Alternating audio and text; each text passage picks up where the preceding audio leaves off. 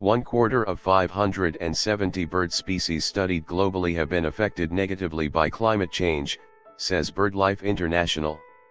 The world's birds have begun flocking towards the Earth's north and south poles and upwards to higher ground as climate change begins to transform their habitats, a new report has found. One quarter of 570 bird species studied globally have been affected negatively by climate change, while 13% have responded positively, says the study by Birdlife International. Tries Allinson, one of the paper's authors, told The Guardian, "People regard climate change as something on the horizon and about to happen, but the signals from birds are that significant and profound changes are already occurring, with detrimental effects for a large proportion of the birds studied. We are seeing a consistent pattern of birds moving towards the north and south poles in their respective hemispheres, and moving to higher altitudes on mountain slopes," he added. Traditional lowland species, such as keel-billed toucans, Rampastos sulphuratus, are now being found at elevations of up to 1,500 m in Costa Rica, due to climate change. Gray jays, Parasaurus canadensis, have shifted their range northwards by an average 18.5 kilometers in the last 26 years.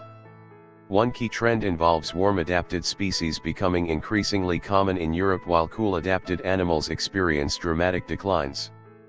Populations of much-loved animals such as Atlantic puffins and Adelie penguins have both plummeted by 50% in just a few generations. We are also seeing changes in birds' behavior and in the timing of their migrations, which have knock-on effects such as mismatches in their interactions with other species, Allinson said.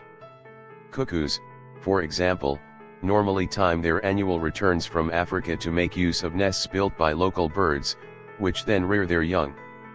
As temperatures warm, cuckoos have brought forward their trips, but they are still arriving later than local birds are breeding. Cuckoo populations are now declining in several countries.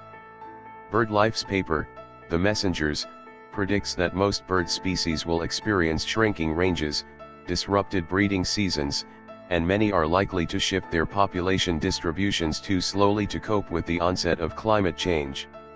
The threat of extinctions and population declines is set to rise rapidly as a result. A third of Europe's birdlife is already considered endangered. The majority of North American birds are projected to lose over half their current geographic range by the century's end, while birds in parts of East Africa will lose all their suitable habitats. Deforestation and sea level rise will likely compound the problem, destroying wetland and forests habitats, while malaria-free habitats are poised to increase dramatically. But the report also signals some cause for hope, with successful examples of the restoration of peatlands in Eastern Europe and the creation of migratory corridors in the Red Sea region, allowing 1.5 m soaring birds safe passage between pylons, electricity cables and wind turbines.